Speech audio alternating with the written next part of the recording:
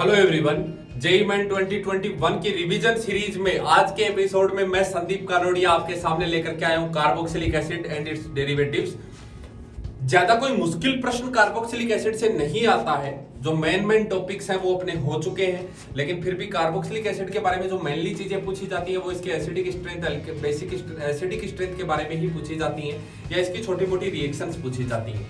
तो हम इसको एक बार क्विकली रिवाइज करेंगे कि कैसे कैसे क्या क्या रिएक्शंस है। फटाफट 10 से 15 मिनट में हम इसको कंप्लीट करने की कोशिश करेंगे ताकि आगे आने वाले चैप्टर हम जल्दी कवर अप कर सके आपके लिए। आप हमारे साथ कनेक्ट करें और कनेक्ट करे हुए हैं अगर डे 1 से, तो जैसा कि प्रॉमिस मेरा था और जो प्रॉमिस आपका था हम उसको निभा करके रहेंगे। मैं अपने प्रॉमिस को निभाने के लिए प्रतिबद्ध हूं। यस, मैंने प्रतिज्ञा ली थी उसी दिन कि मैं कुछ भी हो जाए मैं रिवीजन सीरीज बना करके रहूंगा और मैं इसे कंप्लीट कराऊंगा। और तुमने भी प्रतिज्ञा ली थी कि कुछ भी हो जाए हम जेईई मेन में सिलेक्शन लेकर के रहेंगे। और इस बार हमारा टारगेट है कि हमारे केमिस्ट्री में मार्क्स सबसे अच्छे आएंगे। दैट मींस आएंगे ही। जो बात तुमने एक बार तय कर ली वो इस तरह से अडिग रहनी चाहिए जिस तरह से एक पहाड़ अडिग रहता है। पहाड़ को कोई हिला नहीं सकता, उसको डिगा नहीं सकता। उसी प्रकार से तुम्हारी इच्छा शक्ति जो तुमने तय कर लिया उसे कोई हिला नहीं सकता। इतनी ताकत है तुम में, सिर्फ अपने आप को पहचानो। मैं बार बार तुम्हें यही कहता हूं बेटा कि इतना भगवान ने तुमको इतना दिया है, प्रकृति इतना तुमको साथ देती है, लेकिन एक स्टेप तो तुम्हें ही उठाना पड़ेगा ना यार। वो तो तुम ही करोगे ना यार। लगे रहो, डटे रहो, बस ज्यादा दिन का समय नहीं है, बहुत नजदीक आ चुका है समय। और अब हम शुरू करते हैं। आइए कार्बोक्सिलिक एसिड और सबसे पहले कुछ इंपॉर्टेंट रिएक्शंस की बात करेंगे। और आपसे वही रिक्वेस्ट जो कि मैं हमेशा करता हूं, लाइक शेयर सब्सक्राइब एक आधे अपने दोस्तों को बता दिया करो यार। किसी को बता दिया करो कि भाई गुरुजी का चैनल है, सब्सक्राइब कर दे यार। आ जाओ, हाँ जी आओ। इतिहास के पन्नों में नाम लिखा जाएगा तुम्हारा भी। एक गुरुजी थे जो बेचारे पढ़ाया करते थे बिना किसी फीस के, बिना किसी एडवर्टाइजमेंट के, और पैसा लगा लगा के पढ़ा रहे थे। बिजली का बिल भी जो ये आ रहा है ना, ये भी मैं भर रहा हूं नालायक को। अब तो मान लो कि इससे ज्यादा मैं और कोई एग्जाम्पल नहीं दे रहा। तो कुछ भी नहीं चाहिए, सिर्फ और सिर्फ ये चाहिए कि जो मेरे सामने मेरे स्क्रीन पर बैठा है, स्क्रीन के पीछे मेरे पर भरोसा करके, बस उसके सिलेक्शन में एक छोटा सा कारण बनना चाहता हूं। मैं बड़ा कारण ये नहीं बनना चाहता कि मेरी वजह से आपका सिलेक्शन हुआ, मैं चाहता ही नहीं हूं। आपके माँ बाप की वजह से आपका सिलेक्शन हुआ है, आपके परिश्रम की वजह से आपका सिलेक्शन हुआ है, आपकी किस्मत की वजह से आपका सिलेक्शन हुआ है, लेकिन उसमें छोटा सा एक पार्ट वो मैं बनना चाहता हूं। बस मुझे इतना ही चाहिए कि आप में से कोई एक आए और वो आकर के ये कहे कि सर मैंने आपकी रिवीजन सीरीज देखी, मैंने आपके वीडियोस देखे, इट वाज वेरी हेल्पफुल, और आगे भी मैं लोगों को सजेस्ट करूंगा कि आपके साथ कनेक्टेड रहे। मेरा सिलेक्शन होने में आपका इतना सा योगदान है, तो आप आगे भी जो लोग आपसे जुड़े उनके सिलेक्शन में भी आप योगदान जरूर निभाएं। बस इतना सा चाहता हूं और कुछ नहीं। ठीक है, आइए शुरू करते हैं। तो कार्बोक्सिलिक एसिड RCOH ग्रुप जो होता है वो कार्बोक्सिलिक एसिड ग्रुप होता है बेटा। RCOOH ग्रुप जो होता है ये वाला कार्बोक्सिलिक ग्रुप होता है। इसका OH हटा करके यहां पर अगर कुछ ग्रुप लगा देते हो तो ये कहलाते हैं कार्बोक्सिलिक एसिड डेरिवेटिव। ये एसिड डेरिवेटिव हो जाते हैं। एल्डिहाइड और कीटोन का ऑक्सीडेशन अगर आप करें K2Cr2O7 के साथ या KMNO4 के साथ अल्कोहल का 1 डिग्री अल्कोहल का अगर आप ऑक्सीडेशन करेंगे तो आपको कार्बोक्सिलिक मिल जाएगा। अगर आप अमोनिकल सिल्वर नाइट्रेट यानी टोलन रिएजेंट के साथ एल्डिहाइड का रिएक्शन कराएंगे तब भी एल्डिहाइड ऑक्सीडाइज होकर के कार्बोक्सिलिक बनाता है। कीटोन का ऑक्सीडेशन हाई टेम्परेचर पर ही होगा, केवल और केवल हाई टेम्परेचर पर होगा। Strong oxidising agent K2Cr2O7 KMNO4 की प्रेजेंस में उस समय चेन ब्रेकिंग हो जाती है, चेन ब्रेक होती है। ये चेन ब्रेक होती है और उसके बाद जनरेट होता है carboxylic acid. Clear? Chain break होकर के कार्बोक्सिलिक एसिड का फॉर्मेशन होता है, ध्यान रखिएगा। ऑक्सीडेशन ऑफ एल्कीन्स अगर KMNO4 OH- के साथ अगर इसका ऑक्सीडेशन करवा दूं ओजोनोलिसिस की तरह, बिल्कुल ऑक्सीडेटिव ओजोनोलिसिस की तरह आपको प्रोडक्ट बनाने हैं। ऑक्सीडेटिव ओजोनोलिसिस की तरह इसे बॉन्ड को काट के दोनों तरफ OO लगा दो, एल्डिहाइड ऑक्सीडाइज हो जाएगा और कार्बोक्सिलिक एसिड में बना करके आपको दे देगा। हाइड्रोलिसिस ऑफ नाइट्राइल का हाइड्रोलिसिस कराते हो ना, सरल कीवर्ड दे रहा हूं। जितने बॉन्ड काटने हैं उतने H2O बॉन्ड गिन करके तैयार रखो। लेस इलेक्ट्रोनेगेटिव की तरफ OH, मोर इलेक्ट्रोनेगेटिव की तरफ H। 3 बॉन्ड काटे हैं तो 3 H2O ग्रुप इस तरह से मैंने रख लिए। एक कार्बन पर 3 OH अनस्टेबल होंगे, यहां से कार्बोक्सिलिक एसिड बन जाएगा, यहां से कार्बोक्सिलिक एसिड और साथ में कौन सा गैस मुक्त हो जाएगा, यहां से अमोनिया गैस मुक्त हो जाएगा। RX का रिएक्शन अल्काइल हैलाइड का रिएक्शन अगर मैं Mg के साथ करा दूं ईथर की प्रेजेंस में, तो यहां से ग्रिगनार्ड बन जाएगा। ग्रिगनार्ड क्या जनरेट करके देता, R- जनरेट करके देता है। और R- का रिएक्शन जब आप अटैक CO2 पर करवाएंगे, R- का अटैक अगर आप CO2 पर करवा देते हैं, R- का अटैक CO2 पर करवा देते हैं, AN होगा न्यूक्लियोफिलिक एडिशन रिएक्शन, ये लो, और ये बन जाएगा यहां से बाद में वाटर से H+ लेकर के क्या बना करके दे देगा, कार्बोक्सिलिक एसिड बना करके दे देगा। ArBr से भी इसी प्रकार से आप कार्बोक्सिलिक एसिड, कोच रिएक्शन क्या होता है, जब भी किसी एल्कीन का reaction, CO plus HNU type का स्पीसीज के साथ करवाते हैं, CO प्लस HNU टाइप का स्पीसीज के साथ करवाते हैं, तो इस प्रकार से बना लेना HCONU, इस प्रकार से बना लेना, इसको दे देना H और इसको दे देना CONU, इस तरह से। क्लियर? तो यहाँ पे COH2O है, HCOOH हो जाएगा, इसको दे दोगे H और इसको दे दोगे carboxylic acid. Yes, that is the right thing. अगर heating effect of carboxylic acid, अगर दो COH के बीच में, दो कार्बोक्सिलिक एसिड के बीच में, देखो ध्यान देना कि दो कार्बोक्सिलिक एसिड के बीच में अगर ध्यान दीजिएगा कि अगर दो कार्बोक्सिलिक एसिड के बीच में 0 या 1 कार्बन है, और अगर आप उसको हीट करना चाहते हो, COH CH2 का होलेन COH, की पॉइंट दे रहा हूं, की पॉइंट, अगर इसको हीट कर दिया, n का वैल्यू 0 या 1 है तो CO2 बाहर निकाल देना, n का वैल्यू 2 या 3 है तब H2O बाहर निकाल देना, और n का वैल्यू 4 या 5 है तब CO2 और H2O दोनों बाहर निकलेंगे, क्लियर? तो डाई कार्बोक्सिलिक एसिड के बीच में एक कार्बन है, CO2 बाहर निकल जाएगा और मोनो कार्बोक्सिलिक एसिड में चेंज हो जाएगा, एसिटिक एसिड में ये चेंज हो जाएगा। अगले प्रश्न की तरफ, अगली चीज की तरफ मूव करते हैं, सोल्ट फॉर्मेशन। क्योंकि कार्बोक्सिलिक एसिड के पास एक्टिव हाइड्रोजन है, एक्टिव मेटल के साथ रिएक्शन करके हाइड्रोजन गैस बाहर निकाल देगा और खुद सोल्ट बना लेगा। इसी प्रकार से NaOH के साथ रिएक्शन करके एसिडिक गैस तो रिएक्शन कर लेगा, NaHCO3 के साथ भी रिएक्शन करके ये CO2 गैस दे देता है। ध्यान रखेंगे, ऐसा पूछ लिया जाता है कि CO2 कौन देगा, तो ये दे देता है। SOCl2 के साथ यहां से OH हटेगा, Cl लगेगा, PCl3 के साथ भी OH हटेगा, Cl लगेगा, और PCl5 के साथ भी OH हटेगा, Cl लगेगा। ध्यान रखिएगा, क्लियर? उसके बाद आगे चलते हैं, नेक्स्ट देखिए, अगला रिएक्शन है कन्वर्जन इनटू एस्टर में कन्वर्ट कराना। यार ये तो बहुत सरल सा रिएक्शन है। अगर कार्बोक्सिलिक एसिड का रिएक्शन अगर मैं अल्कोहल के साथ करा दूं एसिडिक मीडियम में, एस्टर बन जाएगा फ्रूटी स्मेल के साथ। अमाइड्स में करवाना है तो कार्बोक्सिलिक एसिड का रिएक्शन अमोनिया के साथ करा दो, इसके पर अटैक करा के OH को बाहर निकाल दो, RCONH2 अमाइड बन जाएगा। P2O5 is an dehydrating agent, P2O5 यार डिहाइड्रेटिंग एजेंट होता है। H2O बाहर निकाल दो यार, H2O बाहर निकाल दो, ये लो डिहाइड्रेटिंग एजेंट, H2O बाहर निकाल दो, एनहाइड्राइड बन जाएगा। P2O5 is an dehydrating agent, LiLH4 reducing agent होता है। ये उठा के इसको पटकता है किसमें, अल्कोहल में, सीधा अल्कोहल में पटक देता है, LiLH4। हेलोजिनेशन की बात कराएंगे, अगर आप हेल-वेलार्ड-जेलिंस्की रिएक्शन अल्फा पोजीशन पर क्लोरीनेशन हो जाता है रेड फास्फोरस और Cl2 की प्रेजेंस में। अल्फा पोजीशन, इसका रिएक्शन अगर मैं रेड फास्फोरस और Cl2 के साथ करवा दूं तो अल्फा पोजीशन पर क्लोरीनेशन हो जाता है, इसे कहते हैं HVZ रिएक्शन, हेल-वेलार्ड-जेलिंस्की रिएक्शन। आगे चलते हैं, एसिड क्लोराइड्स की बात करें, CH3COCl, देखो ध्यान दो, बहुत ही सरल है। CH3COCl ये स्पीसीज है, इसके पास अगर कोई भी न्यूक्लियोफाइल आता है तो वो न्यूक्लियोफाइल इस पर अटैक करके SNAE करेगा, सब्स्टिट्यूशन न्यूक्लियोफिलिक एडिशन एलिमिनेशन, ये इस तरह से जुड़ जाएगा।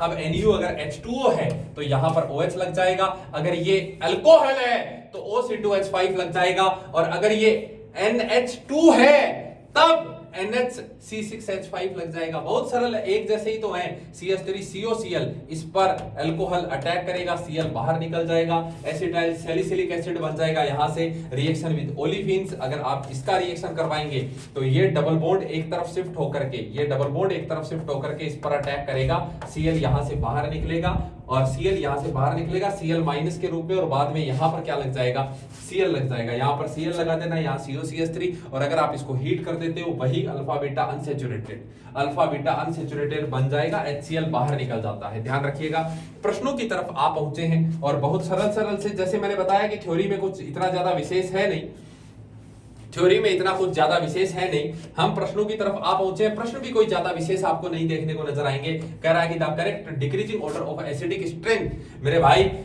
ऐसा देखो, कैसे देखोगे? एसिडिक स्ट्रेंथ नेगेटिव लगा करके यहां पर जो ग्रुप लगा है उससे कंपेयर करो। अगर ये इलेक्ट्रॉन विड्रॉइंग ग्रुप है तो ये इसकी एसिडिक स्ट्रेंथ को बढ़ाता है, क्योंकि इसका जो कॉन्जुगेट बेस होता है उसकी स्टेबिलिटी पर डिपेंड करेगा एसिडिक स्ट्रेंथ। मेरे पास NO2 है, मेरे पास Cn है, F है और Cl है। इलेक्ट्रॉन विड्रॉइंग ग्रुप जितना, इलेक्ट्रॉन विड्रॉइंग पावर जितनी ज्यादा होगी, एसिडिक स्ट्रेंथ, इसमें कॉन्सेप्ट ये लगेगा कि एसिडिक स्ट्रेंथ जो होती है directly proportional electron withdrawing power, that is directly proportional two electron withdrawing power of group attached. जो ग्रुप अटैच है उसके इलेक्ट्रॉन विड्रॉइंग पावर पर डिपेंड करता है। NO2 CN F Cl में अगर आप देखोगे तो NO2 का इलेक्ट्रॉन विड्रॉइंग पावर Cn से ज्यादा होता है, Cn का F से ज्यादा होता है और F का Cl से ज्यादा होता है। दैट्स व्हाई आप देख पा रहे हैं ऑप्शन सी में ये कॉम्बिनेशन देखने को मिल रहा है। Option C is the right answer for acidic strength. Yes, option C is the right answer. Option number 3 is the right answer for this question. अगले कंपाउंड, अगली रिएक्शन की अगर मैं बात करूं तो कह रहा है कि द केमिकल रिएक्शन A और B आपको पहचानने हैं। मेरे भाई अगर 1 डिग्री अमीन का रिएक्शन, अगर 1 डिग्री अमीन का रिएक्शन चाहे R हो चाहे AR हो, अगर इसका रिएक्शन NaNO2 HCl के साथ करवा दूं, मैंने पहले भी बताया था, या इसका रिएक्शन मैं HNO2 के साथ करवा देता हूं, तब ये बना देगा RN2+। और नाइट्रोजन बहुत ही अच्छा लिविंग ग्रुप है, नाइट्रोजन बहुत ही अच्छा लिविंग ग्रुप है। अब आप इसके सामने कोई लेकर के आते हो न्यूक्लियोफाइल, ये अटैक करता है, नाइट्रोजन बाहर निकल जाता है, RNU बन जाता है। तो HbF4 क्या करता है? HbF4 F माइनस जनरेट करके देता है। बताओ क्या लगेगा? बेंजीन का रिंग पर F लग जाएगा, फ्लोरोबेंजीन, बेंजीन डाइजोनियम क्लोराइड और fluorobenzene. That will be the right answer for this question. Yes, benzene diazonium chloride और फ्लोरोबेंजीन बनेगा। अगला सवाल मेरे सामने मेरी स्क्रीन पर, बहुत ही लाजवाब, मजा आता है जब आपके कॉन्सेप्ट क्लियर होते हैं, जब आपको रास्तों का पता होता है तो गाड़ी चलाने में मजा आता है कि नहीं आता है। और अनजान रास्ते पर मैं तुम्हें दे दूं गाड़ी और मैं कहूं कि ले भगा के दिखा इसको, 200 की स्पीड पे चला लोगे क्या तुम? कसर चला लेंगे, नालायक हो, चला लेंगे। देखो इधर तो, हाँ इधर देखो, on heating of aliphatic primary amine, aliphatic primary amine है RNH2, इसका रिएक्शन करवा रहे हो क्लोरोफॉर्म CHCl3 के साथ and ethanolic potassium hydroxide KOH, ethanolic alcoholic, इसके साथ जब रिएक्शन करवाते हो मेरे भाई, कार्बिल अमीन रिएक्शन कहलाता है, कार्बिल अमीन टेस्ट कहलाता है। RNC आइसोसाइनाइड बनता है, इससे अल्काइल आइसोसाइनाइड बनता है, कार्बिल अमीन रिएक्शन कहलाती है RNC। यस, फाउल स्मेल इसमें देखने को मिलता है आपको। आप देखो when CH2 double bond CHCOH LAH के साथ रिड्यूस होता है, डबल बॉन्ड को यहां को नहीं छेड़ता, एल्कीन एल्काइन का रिडक्शन नहीं करता LiAlH4, क्योंकि LiAlH4 जो होता है ना वो H माइनस जनरेट करके देता है, और डबल बॉन्ड और ट्रिपल बॉन्ड के पास तो पहले ही इलेक्ट्रॉन डेंसिटी होती है, यहां तो पहले ही इलेक्ट्रॉन डेंसिटी होती है, इलेक्ट्रॉन डेंसिटी के पास इलेक्ट्रॉन डेंसिटी कभी नहीं जाएगा। डबल बॉन्ड या ट्रिपल बॉन्ड का रिडक्शन मत करा देना LAH के साथ, केवल रिडक्शन किसका करेगा? कार्बोक्सिलिक एसिड का, और इसको किसमें उठा के पटकता है? अल्कोहल में उठा के पटकता है। यस, ऑप्शन नंबर 1 ही मुझे देखने को मिल रहा है। Option number 1 is the right answer. Yes, option number 1 is the right answer for this question. अगले प्रश्न पर चलते हैं। बहुत लाजवाब और छोटे छोटे से सवाल हैं, कोई बड़ी बात नहीं है, देख पा रहे हैं आप। कह रहा है consider the acidity of carboxylic acid, most acidic इनमें से कौन सा है? मेरे भाई बेंजीन की रिंग पर अगर कार्बोक्सिलिक एसिड जुड़ा है और इसकी ऑर्थो पोजीशन पर NO2 ग्रुप जुड़ा है, आप ऑर्थो इफेक्ट से भी देख सकते हैं, आप इसके इलेक्ट्रॉन विड्रॉइंग नेचर से भी देख सकते हैं, जैसा देखना चाहो वैसा देखो। इलेक्ट्रॉन विड्रॉइंग पावर -m के कारण इसकी सबसे ज्यादा होती है, ऑर्थो वाले की सबसे ज्यादा, फिर पैरा और फिर मेटा और फिर सिंपल PHCOH लगेगा, फिर सिंपल POH। तो ऑर्थो वाला जो है इसका एसिडिक स्ट्रेंथ आपको सबसे ज्यादा देखने को मिलता है, ऑर्थो वाले का एसिडिक स्ट्रेंथ सबसे ज्यादा देखने को मिलता है। उसके बाद नेक्स्ट प्रश्न पर अगर मूव करें, अगला प्रश्न मेरे सामने मेरी स्क्रीन पर आप देख पा रहे हैं, क्या आपके जहन में चमक रहा है? क्या इसका आंसर चमक रहा है? बोलो गुरुजी चमक रहा है। तो 2 आंसर क्या आएगा? हाँ देखो, कह रहा है कि among the following acid which have the lowest pK, lowest pK का मतलब होता है मोस्ट एसिडिक, यानी हाईएस्ट Ka और हाईएस्ट Ka बोलो more acidic, that is most acidic. Highest Ka बोलिए या मोस्ट एसिडिक बोलिए, एक ही बात है। तो इनमें से मोस्ट एसिडिक कौन है? मेरे भाई ये भी इलेक्ट्रॉन डोनर है, ये भी इलेक्ट्रॉन डोनर है, ये भी इलेक्ट्रॉन डोनर है, यहां कोई इलेक्ट्रॉन डोनर नहीं है। अनायन बनेगा, अनायन बनेगा COO माइनस, तो इलेक्ट्रॉन डोनर अगर जुड़ गया तब तो इसकी स्टेबिलिटी को घटाता है। आप कॉन्जुगेट बेस बना करके देखते हो, कॉन्जुगेट बेस की स्टेबिलिटी अगर कम हो गई तो एसिडिक स्ट्रेंथ घट जाएगी, एसिडिक स्ट्रेंथ घट जाएगी। और अगर इसकी स्टेबिलिटी ज्यादा है कॉन्जुगेट बेस की, तब एसिडिक स्ट्रेंथ बढ़ेगी। तो ये भी इलेक्ट्रॉन डोनर है, ये भी इलेक्ट्रॉन डोनर है, ये भी इलेक्ट्रॉन डोनर है। ये तो नेगेटिव चार्ज की डेंसिटी को बढ़ाएंगे जिससे कॉन्जुगेट बेस की स्टेबिलिटी घटेगी, लेकिन यहां कुछ नहीं है। That's why HCOH formic acid is will be more acidic. इसका pKa जो होगा वो लोवेस्ट होगा, इसका pKa जो होगा वो लोवेस्ट होगा। अगला प्रश्न मेरे सामने मेरी स्क्रीन पर आप देख पा रहे हैं, उत्तर देने का प्रयास करो, प्रयास करिए उत्तर देने का। कह रहा है correct order of increasing acidic strength. मेरे भाई ये इलेक्ट्रॉन डोनर है, ये इलेक्ट्रॉन एक्सेप्टर है, ये खींचने वाला मान लो -I, इसका भी लग रहा है -I, +I -I जो होता है वो CF3 का ज्यादा होता है, इलेक्ट्रॉन विड्रॉइंग एसिडिक स्ट्रेंथ को बढ़ाता है। CF3 का -I ज्यादा होगा as compare to OMe। That's why option number yes, ये थर्ड वाला जो होगा ये सबसे ज्यादा एसिडिक होगा। थर्ड वाले के बाद कौन आएगा? थर्ड वाले के बाद कौन आएगा? सेकंड वाला। ऑप्शन नंबर 3 में ये कॉम्बिनेशन मुझे देखने को मिल रहा है। Option number 3 is the right answer for this question. Clear? बहुत आसान है, बहुत ही आसान है। Yes, option number 3 is the right answer. अगला प्रश्न मेरे सामने क्वेश्चन नंबर 8 पर मैं पहुंच चुका हूं। देखते ही देखते, बहुत छोटा सा वीडियो है, आराम से देखो, आराम से क्वेश्चन का आंसर देने की कोशिश करो, मजा आने वाला है तुमको। कह रहा है कि liquid was mixed with ethanol. एक लिक्विड है मेरे पास, एक लिक्विड है, इसको मैंने इथेनॉल के साथ C2H5OH के साथ मिला दिया है। ड्रॉप ऑफ कॉन्सेंट्रेटेड H+ कर दिया मैंने, यहां से कुछ प्रोडक्ट बना और इसकी फ्रूटी स्मेल है, तो दैट मींस ये प्रोडक्ट क्या बना होगा बेटा? ये तो एस्टर बना होगा। और हम जानते हैं कि एस्टर जो होता है वो बनता है अल्कोहल का रिएक्शन किसके साथ रिएक्शन करने से? कार्बोक्सिलिक एसिड के साथ रिएक्शन करने से। कार्बोक्सिलिक एसिड केवल और केवल किसमें है? डी ऑप्शन में प्रेजेंट है। That's why option number D या option number 4 is the right answer for this. इतने सरल सवाल आते हैं यार, बताओ कैसे नहीं होगा सिलेक्शन? क्यों ना कहूं मैं तुमसे कि केमिस्ट्री में तुम्हारे सबसे ज्यादा मार्क्स आएंगे, क्योंकि सवाल ऐसे आते हैं, सवाल ऐसे आते हैं। अगर तुम धैर्य के साथ पेपर को सोल्व करते हो, अगर तुम धैर्य के साथ पेपर को सोल्व करते हो तो बेटा 100% सिलेक्शन होना तय है, कोई रोक नहीं सकता तुम्हें। की पॉइंट बताऊंगा आखिरी लेक्चर में तुम्हें कि किस तरह से पेपर को तुम्हें करना चाहिए। पेपर की स्ट्रेटजी पे बात करेंगे अपन, अभी तो देखते जाओ कि किस तरह से चल रहा है। अगले प्रश्न की तरफ अगर मैं मूव करूं, यस ये तो इसका राइट आंसर है ही एसिड। 90 प्रश्न की तरफ मैं बढ़ चला हूं। 9th नंबर क्वेश्चन मेरे सामने है कि स्ट्रॉन्गेस्ट एसिड, अगेन के बताना है। यहां पर इलेक्ट्रॉन डोनर है, यहां भी डोनर है, यहां कुछ नहीं है, और यहां जो Cl है that is the electron withdrawing group. और इलेक्ट्रॉन विड्रॉइंग ग्रुप अगर लगा हुआ है, -I वाला ग्रुप है, इलेक्ट्रॉन विड्रॉइंग ग्रुप है, तो ये कॉन्जुगेट बेस की स्टेबिलिटी को बढ़ाएगा। और अगर कॉन्जुगेट बेस की स्टेबिलिटी ज्यादा होगी तो मैंने क्या कहा कि एसिडिक स्ट्रेंथ ज्यादा होगा। सिंपल जीओसी से भी आप इस प्रश्न को कर सकते थे। Option number 1 is the right answer for this question. Yes, option number 1। अंतिम प्रश्न इस सीरीज का, अंतिम प्रश्न इस सीरीज का अगर मैं देखूं तो कह रहा है कि could be open chain, could the general formula ये किसके लिए हो सकता है? अगर आप ऐसे में कंफ्यूज हो जाओ तो बना करके देख लो। जैसे मान लो मैंने ये बना करके देख लिया CH3COOH, ये मैंने बनाकर कंफ्यूज हो गया मैं, मुझे नहीं पता किसके लिए जनरल फॉर्मूला, मैंने बना लिया कार्बोक्सिलिक एसिड। मेरे भाई कितने कार्बन हैं? 2। हाइड्रोजन कितने हैं? 4। ऑक्सीजन कितने हैं? 2। यही है। देखो तो n का वैल्यू इसको रख सकता हूं CN, इसको रख सकता हूं H2N, और ये हो गया बेटा ON, ये हो गया ON, N होगा ये O2 या O2 मान लो, ठीक है, O2 पढ़ा रहने दो क्योंकि क्वेश्चन की डिमांड है O2 है। तो CnH2n O2 किसका फॉर्मूला हो गया बेटा? कार्बोक्सिलिक एसिड का। कार्बोक्सिलिक एसिड का फॉर्मूला हो गया। इसी प्रकार से डाइओल्स के लिए आप देखते, डाइओल्स में ये फिट नहीं बैठता। जैसे मान लो ये डाइओल है, CH3COH, CHOH CH3, this is a diol. तो यहां पर अगर मैं देखूंगा तो कार्बन कितने हैं? 4। कार्बन कितने हैं? 4। हाइड्रोजन की अगर मैं बात करूंगा तो 3 4 5 और ये हो गए 6 7 8 9 10 हाइड्रोजन है। और ऑक्सीजन यहां पर कितने हैं? 2। CnH2n नहीं है, H2n नहीं है, यहां से H2n+2 हाइड्रोजन आ गए, दैट्स व्हाई डाइओल नहीं होगा।